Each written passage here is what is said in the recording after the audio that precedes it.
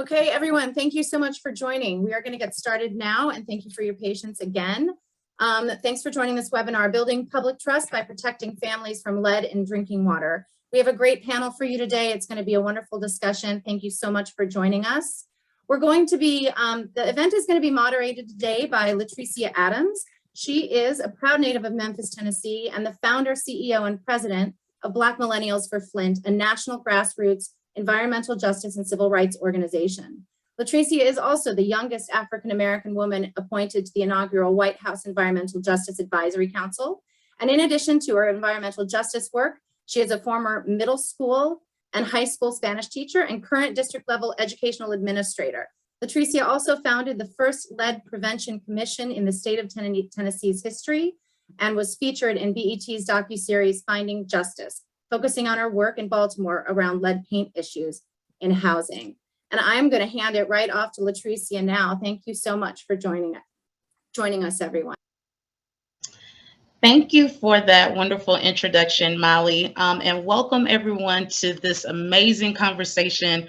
We have some phenomenal world changers that are going to be sharing some phenomenal gems today. One of those who I have the honor of introducing first is the one and only Miss Melissa Mays from Flint Rising. Just to give you a tidbit of some of the dynamic things about Melissa Mays, she's been fighting through the Flint water crisis firsthand for more than 7 years through activism, pushing for new legislation, educating the public, scientific testing, community organizing, and winning president-setting lawsuits and court battles for environmental justice. Melissa has worked to keep the Flint water crisis and safe solutions on the forefront and continues to push for clean and affordable water regulations and infrastructure funding for all. Melissa is the operations manager for Flint Rising, and she is also part of many local, national, and international environmental justice collaborations. It is my esteemed pleasure to introduce Miss Melissa Mays. Thank you so much, LaTricea. Thank you. And thank you again for all that you do as well, because unfortunately, this is not just a Flint problem. Flint broke this open. It's something that should have been discussed before and maybe was in little tidbits. But today marks day 2,951 that Flint has gone without clean, safe, affordable water for everyone here.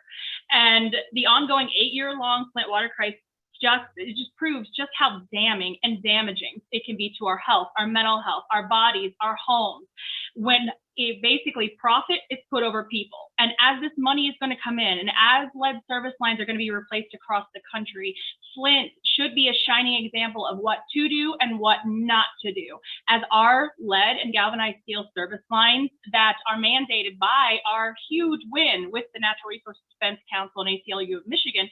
In the federal court, we won to force the city of Flint and state of Michigan to replace all of the lead and galvanized steel service lines at no cost to the residents. However, this is dragging on. There are shortcuts, things that have been done. So Flint is still a learning experience for the rest of the world, but we can be a shining example and should be an example of how the grassroots folks, the people, the residents that are suffering the physical impairments, the damages to their homes, and everything that comes along with a dragging on crisis and layered trauma, how we can fight back if we stand together and teach one another and learn from one another. So other cities like Newark and Milwaukee and East Chicago and every city that's going to be replacing lead service lines can do it right. Learn from our mistakes. Again, don't forget about Flint. Keep pushing for us so we can make this playbook right for everyone, so no one has to suffer the way that Flint has. Thank you so much. Thank you so much, Melissa. And I also want to say thank you. I mean, you and the leaders that you work with in community, you all changed the lives of so many people, not just in Flint, but across the country. It's so unfortunate that it took this man-made crisis in order for not just the US, but for the world to really wake up to issues surrounding lead. you know, there is a ridiculous amount of lead service lines that exist all throughout this country. And so I know I'm personally just so grateful for you just being so steadfast and continuing to fight for Flint, and then just really being such an inspiration to water warriors across the country. And with that, it is my esteemed pleasure to introduce our next speaker, Dr. Elizabeth, also known as Betsy Southerland. Dr. Southerland was with the EPA for 30 years, serving as Director of Science and Technology in the agency's Office of Water before retiring in 2017. She has remained active on environmental issues as a member of the Environmental Protection Network and regularly testifies before Congress about clean water issues, PFAS, because it's not just lead in the water, and emerging unregulated contaminants. It's my honor to present Dr. Betsy Southerland. Thank you so much, and I'm so glad to be here today. EPA's approach to lead service line replacement did not change for 30 years until the 1991 lead and copper rule was revised in 2021. The 1991 rule focused on implementing corrosion control treatment to reduce lead and copper concentrations rather than on lead service line replacement. If corrosion treatment failed to lower lead concentrations below the action level, water systems were required to replace 7% of the lead service lines under their control each year. There was no requirement to replace the customer-owned portion of those lead service lines, and customers had to pay for that themselves. Unfortunately, implementation of the 1991 lead and copper rule was poor. Corrosion control treatment was not uniformly implemented. Tap water monitoring was ineffective in many cases. EPA and state tracking of monitoring results and lead exceedances was inadequate. The requirement for 7% of lead service lines to be replaced each year was undermined by water systems taking credit for partial line replacement and lines where resampling indicated the action level actually had been met and the line did not need to be replaced. EPA promulgated a new lead and copper rule in 2021 that retained the focus on corrosion control and lowered the required annual lead service line replacement rate to 3%, while eliminating credit for partial line replacement and resampling. It did not prohibit partial line replacement, but instead incentivized full replacement by requiring water systems to replace their portion of lead service lines whenever a customer chose to replace his portion. Unfortunately, this new requirement has the unintended effect of focusing replacement away from disadvantaged communities whose residents are less likely to be able to pay for replacing their portion of the lines. The rule went into effect in December 2021, but EPA committed to a further revision to address public concerns. In November 2021, President Biden signed the bipartisan infrastructure bill, which provided $15 billion to replace lead service lines. This new funding is a game changer for lead service line replacement, which has been incredibly slow since 1991. In November 2021, EPA released its draft strategy to reduce exposures from all sources of lead. This strategy could be another game changer if states agree to join EPA in focusing on highly exposed communities. In the strategy, EPA commits to identifying those communities where lead exposures and blood lead levels are expected to be the highest, and focusing agency actions on reducing risks from paint, dust, soil, drinking water, and air. To hasten lead service line replacement in those communities, EPA can direct its own funds to pay for replacement of customer-owned lines. Water systems would then be required to replace their portion of those lines. EPA's funds can only go so far, however, since most of the funds for lead line replacement are provided to states who will have their own priorities for allocating them to water systems. In the strategy, EPA commits to providing technical assistance to states and prioritizing their fund allocations. This is the most EPA can do to influence state allocations of the new lead line replacement funds. Since the $15 billion is distributed in $3 billion increments over the next 5 years, communities that currently lack the capability to compete for these funds have time to develop that capacity, but they will need a lot of technical assistance to do that. Thank you.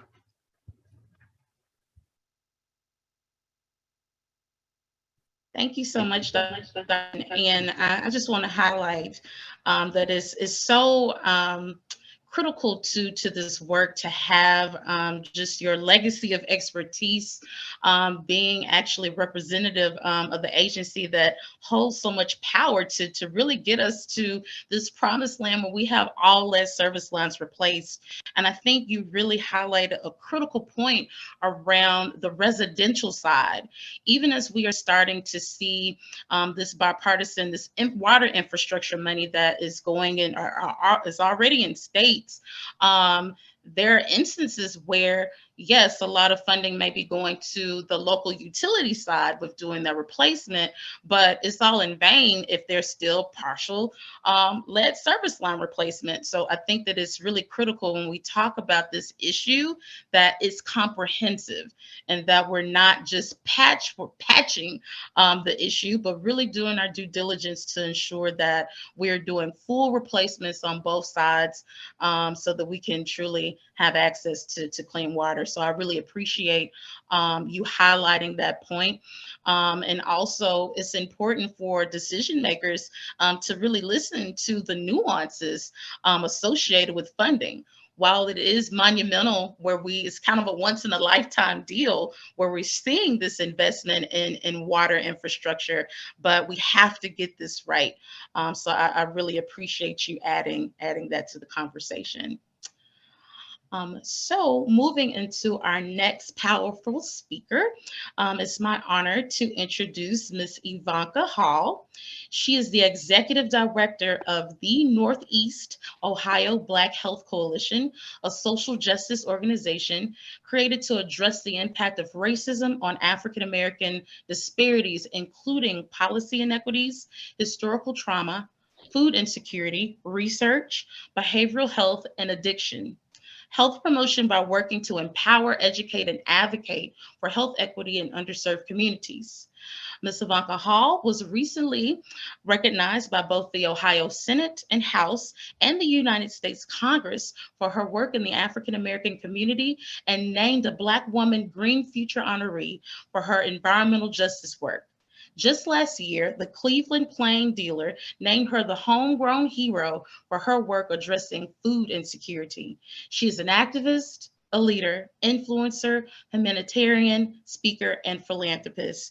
I introduce to you all Miss Yvonka Hall. Thank you. Thank you all so much for having me here today. So my perspective comes a little differently because I want to talk about this from the side of what happens to communities that are impacted by lead. We are here to say blue no more. That's what color the severely poisoned children's lips are. Our rates in Cleveland are about 2 to 5.5 times higher than Flint, Michigan's rates, not because of water, but because of paint. Inhaled or ingested, lead is sweet. It is a sweet element that once eaten changes babies' lives when they have only just begun to live. And so what we do know is that lead is sweet like candy. What it will take for us to fix this crisis, it will take all of us, public, private, and community members coming together to say enough is enough. Our babies matter. This is a crisis that is 40 years in the making. More than 90% of the homes in Cleveland were built before 1978 and have not been well maintained or have had lead service lines replaced at all. We know that many of our schools have been impacted because they were also dealing with old lead service lines. Can you imagine having your child poisoned at school because of the negligence regarding lead service lines replacements, or going to the water fountain and filling your baby's bottle with water to prepare milk only to find out on the news that his or her older brother's or sister's school was on the list with lead in the water? This is a health crisis with a housing solution. Lead poisoning needs a comprehensive solution and upstream policy change that will change the downstream outcomes, including policy, homicide, infant mortality, opiate deaths, suicide, learning disabilities, aggression, lack of educational attainment, mental health, heart disease, hypertension, diabetes, kidney and organ failure, and even death. While we talk about the prison industrial complex, we have to realize that lead poisoning is feeding the cradle to prison pipeline. For a safe community, we must first be lead safe. The same with education. We can't say yes to education until we say no to lead. In urban communities, we have a code blue, and we are here because this crisis is dire, and we can no longer ignore something that has a negative impact on our children for a lifetime, from the blood to the bones and then to the organs. Lead safe legislation and making sure that we have these lead replacement pipes in our homes, in our daycares, is the only way out of this. We can't have quality and viable education, economic, and health systems until we fix our housing stock and protect our most vulnerable citizens. Protecting our babies begins with making Cleveland and our other communities lead safe. That's why we're here. For me, um, this can't be a game changer if real disadvantaged communities don't benefit from the funds that are being made available to true disadvantaged communities. We want to make sure that disadvantaged communities means communities that are being disproportionately impacted every single day, and that we're doing everything in our power to make sure that our communities that need the dollars, that need the replacements, full replacements, full lead service line replacements, are able to get those. We want to make sure that you know that we want additional information from you. And part of that is that we're going to ask you to complete a survey. And that survey is basically trying to find out how lead has impacted you and your family. Please make sure that not only you fill out that survey, but you also pass it on to other families that you know have been impacted. The only way that we can truly work our way out of this is to make sure that we're all advocating together to make sure that we make a change around the issues around where the money goes, making sure that we have a full lead service line replacement, and making sure that we address the direct needs of disadvantaged, truly disadvantaged communities. Thank you so much. Thank you so much for sharing that. I think, especially when we talk about environmental issues, it's really important that we center people, right? So I think that while it's very important for us to focus on the sheer process of getting lead service lines replaced, it's also imperative for us to think about what the impact is on people, and not just, being proactive in what the future may hold after lead service lines are replaced, but the legacy of pollution that has existed and beyond just water, right? So you talk about lead, one of the major forms of impact contact is actually in lead-based paint. So I really appreciate you highlighting the different mediums and ways one can be exposed to lead, where it's not just specific to water.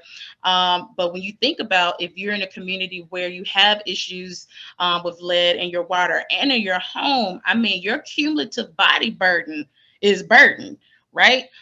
Just your chronic exposure time after time has some significant health issues. So I really appreciate you uplifting that. I also want to remind those who have joined us this afternoon, if you would drop any questions that you may have in the Q&A box. We really want to make sure that this conversation is very interactive and engaging. but want to make sure that I uplift that, where we want to hear from you and make this as meaningful as possible. Maybe you can take some things back to your hometown and really spark the change that we need in our various and respective communities. Okay. So I actually want to pose a bit of a question before we transition. So a question that I would like to pose is, from a grassroots perspective, what could people who are listening right now, what could they do to essentially push back on their local agencies, their electeds, to call for more transparency? So the first thing I think around lead is to just understand what's happening. And a lot of times that information is not made readily available. So in your experience, what would you suggest would be a good way to just understand what's going on with the current water infrastructure in our respective communities? And anyone can answer. So in Flint's case, it's been an issue since day one to get the proper data, the correct blood lead levels, the correct water test levels.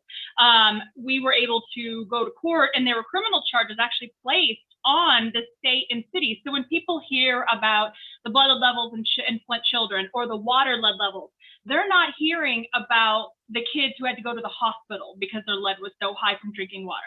They're not hearing about my neighbor down the street who had 22,500 parts per billion of lead in his water. What they're hearing out in the rest of the world is that what the state, who is responsible for doing this to us, is wanting to tell them, what the PR machine that unfortunately our tax dollars go to pay for. So no one outside hears the real story. So when you hear that, oh, Flint's all better, or Flint's getting this, Flint's getting that, it's just what the PR machine and the people who are responsible for what's going on in Flint want you to hear, so you'll back off.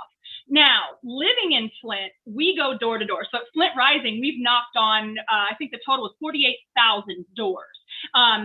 And it's all Flint residents, all of us who are directly impacted, so we can actually relate to everyone, because we're all suffering the hair loss, the bacterial infections, the disinfection byproducts, the carcinogens. I'm currently going through cancer treatment myself right now, and seizure treatments, and I'm supposed to be hospitalized. There's all these things, but it's not just me. It's my neighbors, my friends. It's all of us working together who are living in it, because we know what it feels like to be impacted. So the best thing in the world to do is, if you want to know what's going on in a certain city, talk to the residents. Speak to us at Flint Rising.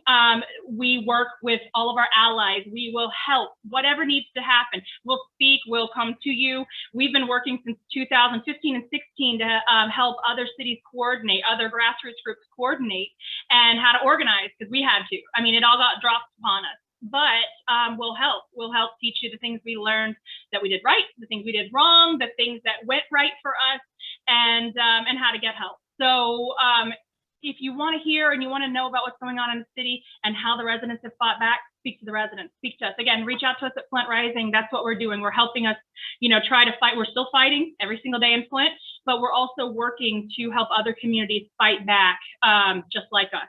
So absolutely fight back. I always tell everybody, just because you don't have letters after your name doesn't mean you're not an expert. And, you need to do the research and trust your gut. Not just when somebody's telling you everything's fine, when your body's telling you no, it's not. Yeah, and I think that the other part too, for residents, for moms and dads who have children who are lead poisoned, is to don't look at it as something personal, because the part of it is that because we're parents and wanting to protect our children, and so when something happens, we blame ourselves.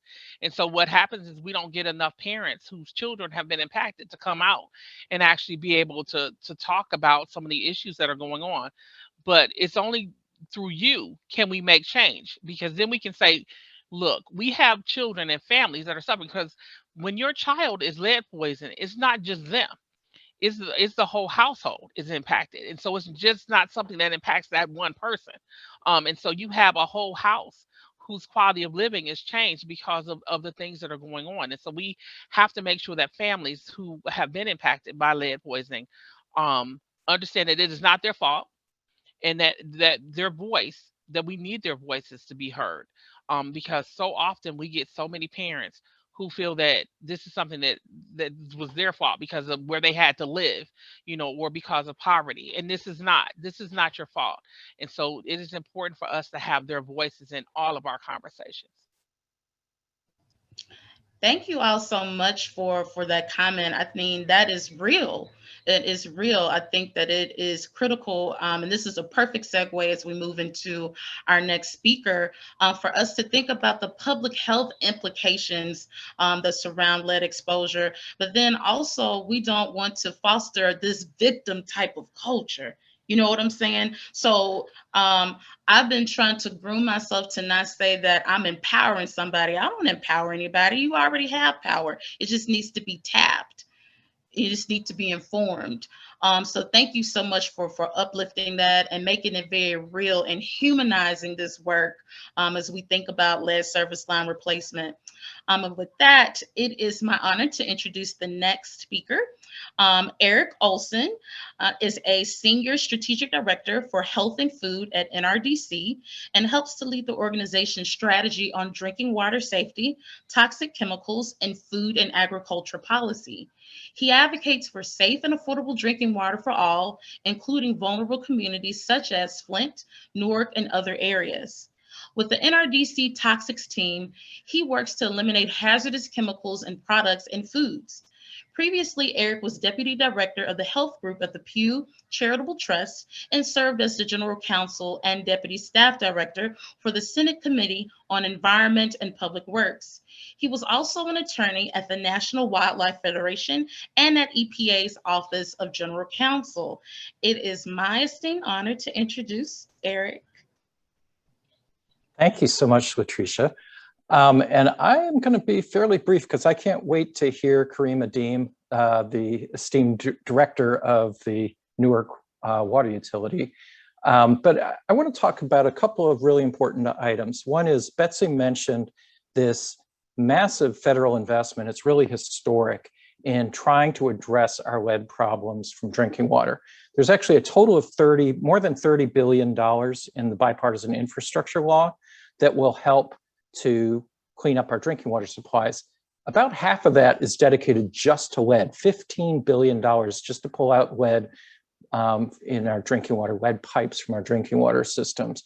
And there's also some additional money under the American Rescue Plan Act. So there's a huge federal investment, but the key is going to be to really direct that money to the communities that really need it the most. So there are two things that we're strongly urging EPA to do quickly.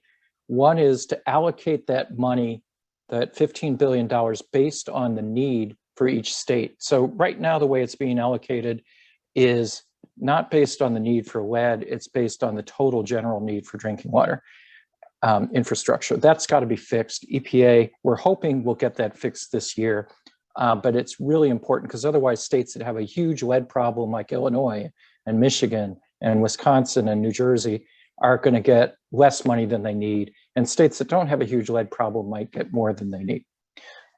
We also need to make sure each state allocates their money to disadvantaged communities for the grants, and each state has their own definition of disadvantaged community. Unfortunately, some states define that term in a way that's going to cut out cities like Chicago or Milwaukee or Newark or whatever.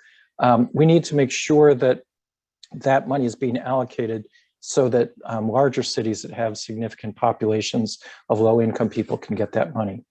And the last thing I want to mention, I'll put in the chat a link to some principles that have been developed by a large number of environmental justice, environmental organizations, and other groups, public health groups, really that establish how we ought to go forward with these lead service line replacements. And honestly, a lot of that comes from learnings that we've had as a result of what our work in Flint with Melissa and other groups in Flint with the Newark Education Workers Caucus in Newark and Director Adeem's leadership, We had to push him a little bit, but man, did he turn things around and really replaced all the lead service lines faster than any other city in the country. I can't wait to hear about it.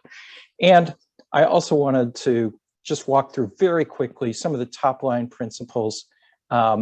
These include making sure the community is involved and communicated with, making sure that we're prioritizing those at-risk communities for funding and the parts of the community that are most at risk, as you've just heard about, making sure that's fully funded, that the government or the water utility is paying for the full service line replacement. It doesn't work where you tell a absentee landlord or a low-income homeowner they have to pay $1,000 or several $1,000s to replace part of the lead service line.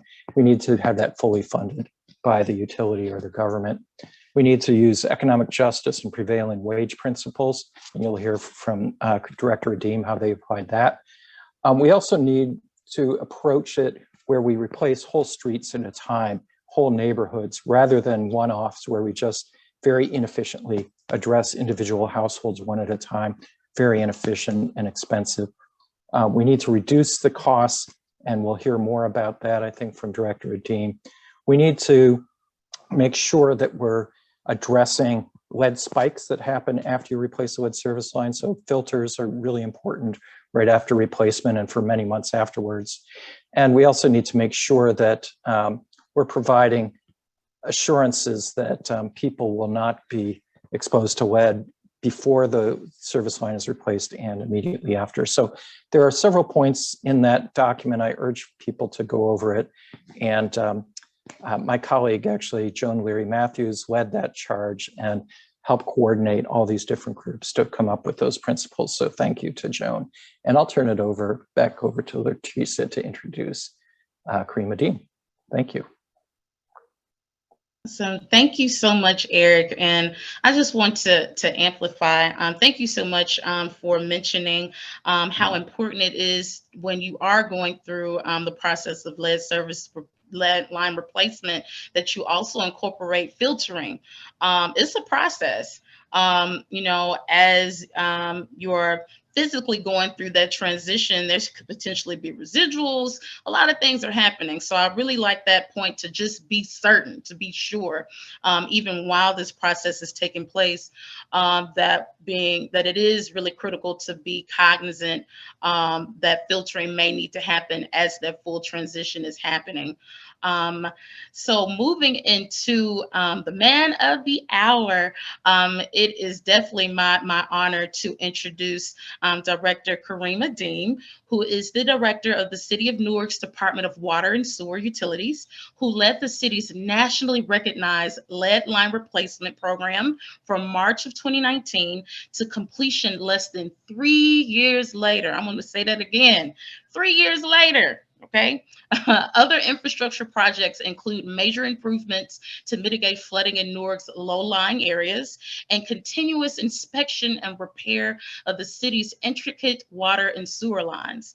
Director Adeem is a national certified storm sewer inspector, National Association of Sewer Service Line Companies, Certified Pipeline Assessment and Certification Program, and Manhole Assessment and Certification Program Sewer Inspector. And he also holds a New Jersey DEP Water and Wastewater Operator's License. It is definitely my honor to introduce our next speaker, Director Kareem Adeem. LaTricea, thank you very much for that introduction. I'm happy to be here. Thanks for the Environmental Protection Network for inviting me to come onto this panel. First and foremost, I just want to echo like the community outreach from those local level community groups played a huge role in us successfully completing this program. I think it was Ms. Hall, or maybe it was Melissa. She touched on something, right? Although the city of Newark always had the political will to remove lead service lines, we looked at removing lead service lines maybe as far as back as 2014, but not having the funds in place to do it. But those small community groups, large community groups, especially the hometown community groups, your voice need to be heard, to make sure every politician have the political will to get lead service lines removed from the federal level down to the local level. The city of Newark, we also want to make sure you have a plan in place. We always talk about the funding, and Mr. Olson just said it. This is probably the most significant investment in our lifetime in water and wastewater infrastructure. We want to make sure that those disadvantaged and environmental injustice communities don't get left out, but we also want to make sure that those communities have a plan. We don't want to get the money and just be holding it or misuse it, right? Don't have any efficiencies in place. Right, make sure we're investing back into the community. It's an economic investment, but like the city of Newark, we took the opportunity to make sure we were investing in the human capital, the residents, getting them jobs, putting them through apprenticeship programs.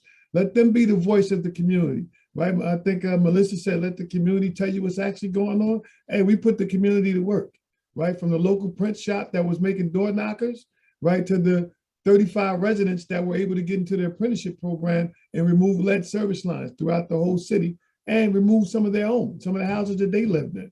To the mom and pop MBEs or WMBEs that we were able to help them build capacity to be a part of this $200 million massive project. To the local contractors, maybe 70% of this $200 million went back into the city of Newark coffers from companies and the workforce development that happened. A part of any type of program is understanding what you're facing, having a plan in place, and not being afraid to pivot when needed. Accountability, responsibility, ownership. I always define it. Those three words go hand in hand together. And, the city of Newark, we immediately, when we found out we were having a problem, we notified the state back in 2017. Nobody came into Newark to do any testing. We seen test results. We notified them in 2017. We brought an independent consultant on late 2018. We sent pipe to the EPA. All those steps, right? We were committed to finding out exactly what was going on. The minute the EPA told us what was going on, we hit the ground running. We had a plan, right? A plan. Point of use filters immediately reduces the exposure to lead from a lead service line, giving out filters and filter replacement cartridges, putting in a new corrosion inhibitor, right? But along the way, constantly communicating and updating the community on what you're doing. Let them visualize it, bring them in, right? Robust amount of community meetings. I think I was doing community meetings 6 days a week, sometimes two community meetings a day. I would do one at noon, with the water department and the health department and the mayor's office. The state and the NJDEP, we would have those meetings at noon for the residents that were able to catch us at noon, and then have them later on that day, even Saturdays, right? But the community organizations employing them to mobilize the community, right? To make sure we have right of entries, legislation, making sure that all lead service programs in any city is mandatory. You can't opt out. If you opt out, you need to replace yours within 30 days. Right? We want a block by block approach, staggering contracts. We don't need, if you look at Newark, because we had so many things in place, we were able to pivot and ramp up this program as extra funding came into place because the program was already there. But we kept the community abreast. The community helped us go door to door and tell residents to come out, hey, sign up for the lead service line replacement. Submit your right of entry. Having residents give us permission without owners of the homes. We passed a local ordinance, and that ordinance was piggybacked on the state level, where the state gave everybody, every 65 municipalities in the state can now create a ordinance to make lead service line programs mandatory, and you don't need the homeowner's permission. We can take the tenant's permission. All we need is right of entry. We can take the tenant's permission. Making sure that, having things like that in place help the utility. Meeting with your state, county, and local government officials. Bring them on board. We don't want this to be a permitting nightmare. A bunch of bureaucratic red tape to remove a lead service line. We had those meetings early with our county and state government and our local municipalities, and we were able to fast track lead service lines. What can the public do to be a part of the solution? And continue to put the pressure on. Speak out, right? It's positive pressure because The water utilities, most of the water utilities, we like working with the public. We like working with community groups. The community groups help us share communication, tell the story of what's going on. We like to interact. And as Mr. Olson was said, you know, and I think Melissa was saying earlier, the small community groups really know the pulse of their neighborhoods, but we need them to be more vocal, right? To come out, and you don't have to come out on election day because a lot of politicians really have the political will. They just need the community groups to be more vocal about what they want to do. So the ones that don't have the political will can get on board with this process and remove lead service lines in disadvantaged communities and injustice communities all around the country. We can do it. We can continue to do it. You know, there's going to be a huge amount of money coming in starting in July all around the country. We just need to make sure that we're prioritizing the environmental injustice communities, those disadvantaged communities, those rural areas, communities that we know that have been neglected for years. We know where the problem's at. We just need to get it done. And we live in the greatest country in the world, right? And we can get it done. Political will. Thank you.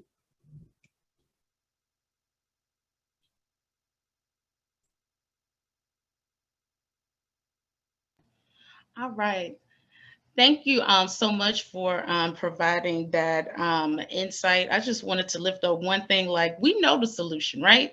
So it's not like we have to go through like this long process for understanding what needs to be done. We just need to get it done. And I'm so excited that we have experts like Director Adeem here that not only walks the walk, he talks the talk, he has it. He has it. We have a solution. And one of the things that I want to highlight is really critical around eliminating the need to get the property owners, if you're a renter, to get their permission, because what we don't want to create is a dichotomy, right? We don't want to create where it's a have and have not, right? Where you're literally being demonized or not even have accessibility to get your pipes replaced because you're renting.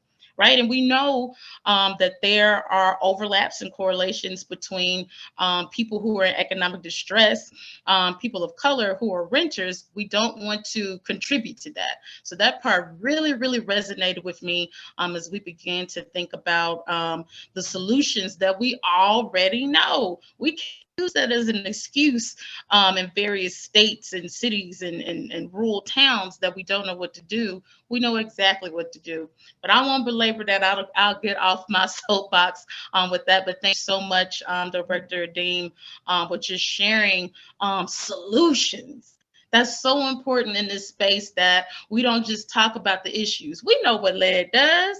We know very well what lead does. So I appreciate bringing solutions to the conversation. So with that, I do want to shift and honor some of the questions that we have that have come in from some of the attendees. So one of the first questions that we had to come in actually comes to Dr. Southerland. If you can just say a little bit more about federal funds and resources available for families to address lead-based plumbing in their home. So that also resonated with some folks about what to do on the residential side. So if you can share, that would be great. And also, if everyone can come off of mute, just so you could be ready to contribute to the Q&A. Thank you. I think the first thing to do, of course, is to, contact your local utility and your state agency. But from EPA's standpoint, we have this new Water Infrastructure Improvements for the Nation Act, WIN. It's got a really cool acronym. They actually have drinking water, 3 types of drinking water grants. One is for small, underserved, and disadvantaged communities, another set of grants for lead testing in school and child care program drinking water, and a third one for reducing lead in drinking water, which covers a number of actions. So I think the WIN Act from EPA's standpoint is the best source of funding. Of course, again, I will remind you, for EPA, they have millions of dollars, which is wonderful, but going to states will be billions of dollars under this Bipartisan Infrastructure Act. So the really big money is coming from the states. And Erik, I don't know if you had any other, ideas of what people could do. Yeah, generally both the federal dollars for lead service line, for lead replacement, and the state money are going to outdoor to the service line that goes from the house to the water main. It does not pay for replacing indoor lead plumbing. There is very limited HUD funding, Housing and Urban Development Department funding, that in some very limited cases can go for indoor plumbing. It's usually for multifamily housing. So there really is not very much money for private household plumbing replacement, at least not that I'm aware of. That's generally going to have to be paid for by the property owner.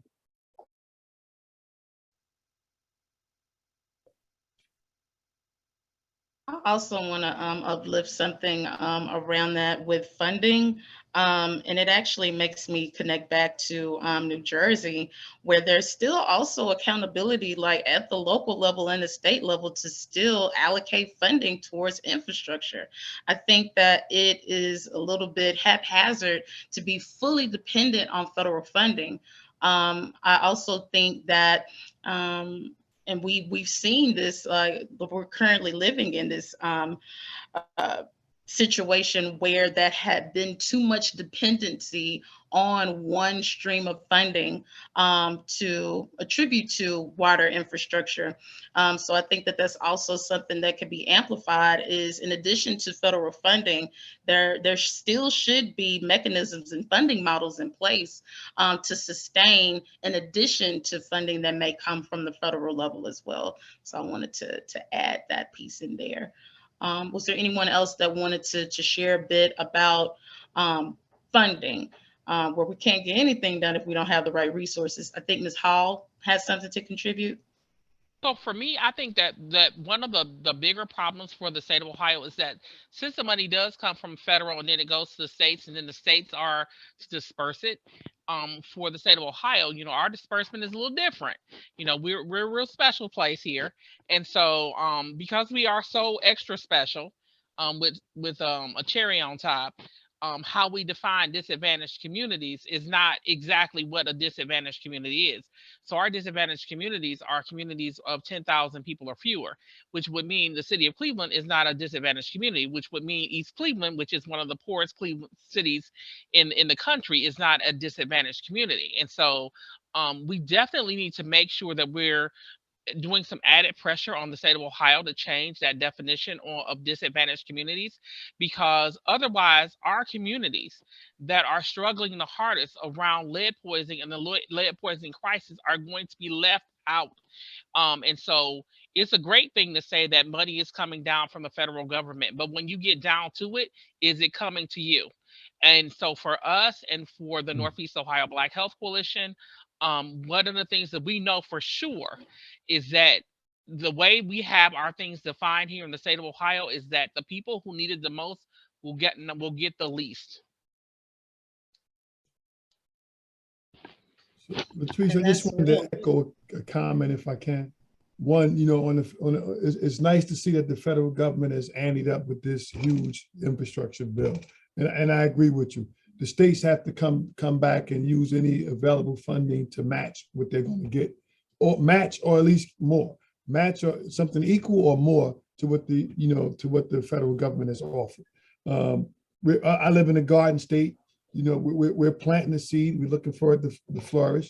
And it's a little pressure on the legislator now that they're negotiating how much money they're going to put in over the next couple of years of leftover ARP funds. And I think that's great, but we just need to see it. The other thing, I think, we talked about internal plumbing in the house. A lot of that stuff is, Mr. Olson, the internal plumbing behind the walls may be a little difficult, but those little fixtures, we can start with the fixture. Most of those cheap fixtures that we buy, they're made of lead. Until 2014, before it was the 0.2%, which we call lead free now. You can probably start with changing some of those fixtures. All those fixtures that got the little curves and the bends in them, they probably were made with lead prior to 2014. So that may be, a very minimal expense to some of us, but to some of us, but we may want to start with, trying to replace some of those little fixtures that we actually drink our water from, and continue to do free testing, free testing so you can identify if somebody having an excursion that, may not be related to your corrosion control, but just related for you to help that homeowner out and find out what may be going on, right? We do a little find and fix in Newark, something that we started doing back in 2018 after we see high results.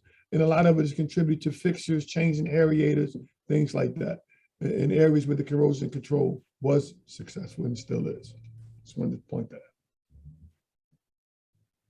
Thank you so much for sharing that. And I think, Melissa, you had another comment to this. Yeah, it is really important for people to realize that replacing the lead and galvanized steel service lines, that's not a complete fix, right?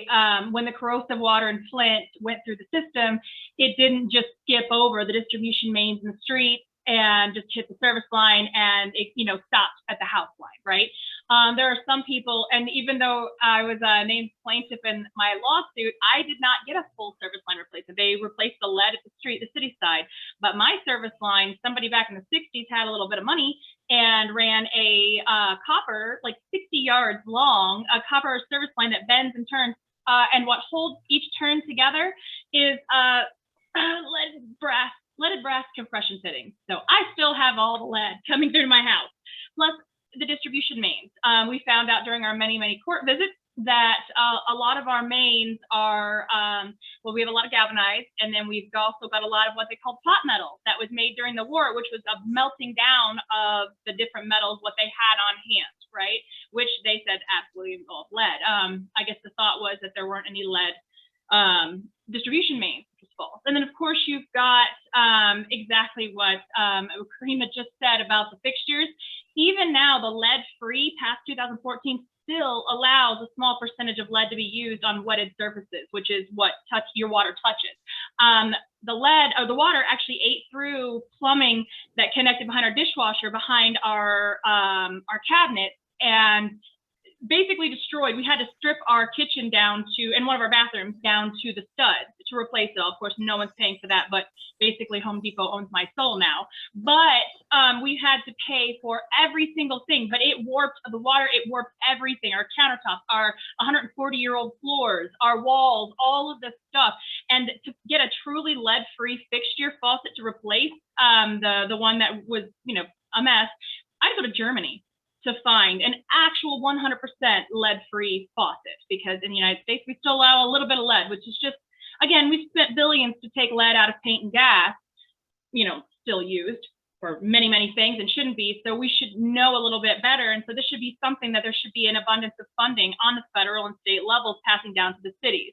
As for additional funding, we've got, the state revolving funds, but they're set up in a way to where poor communities like Flint don't have the credit ratings to get those. And so it's all about funding. And it's a very, like LaTricea, like you said, it is a very simple solution. One, get the paint off the walls. Simple. Just get in there and get it off, or coat it properly, but properly is the word, and encapsulate it properly.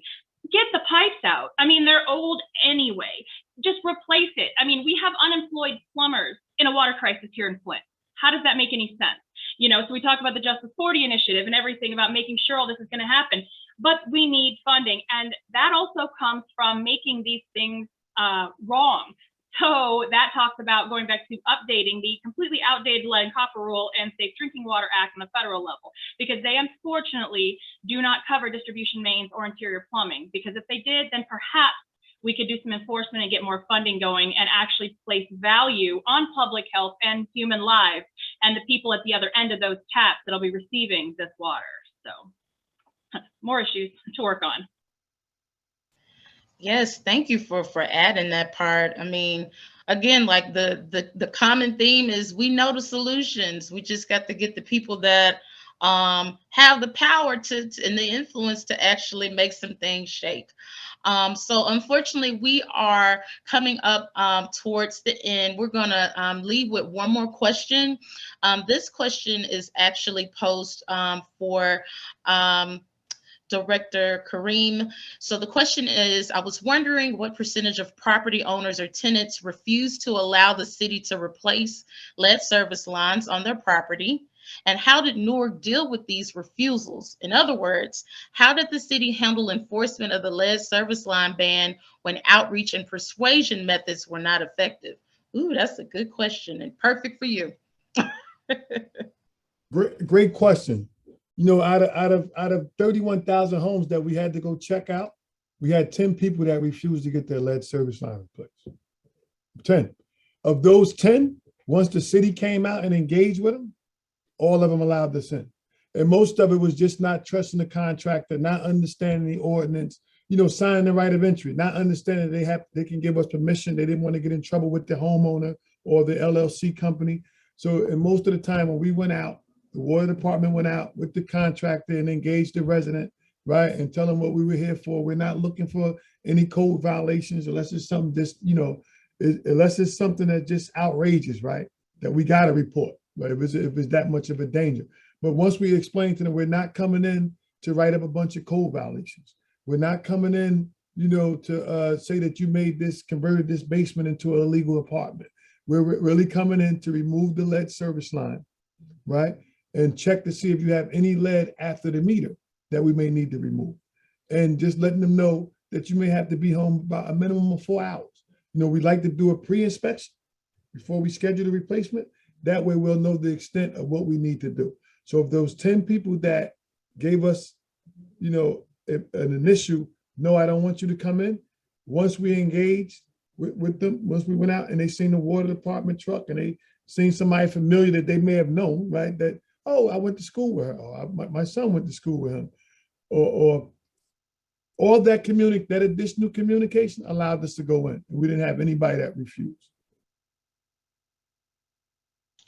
Thank you for that. And let me apologize. Technology is being really disrespectful to me right now. I'm not showing my video, but hopefully you can still hear my voice.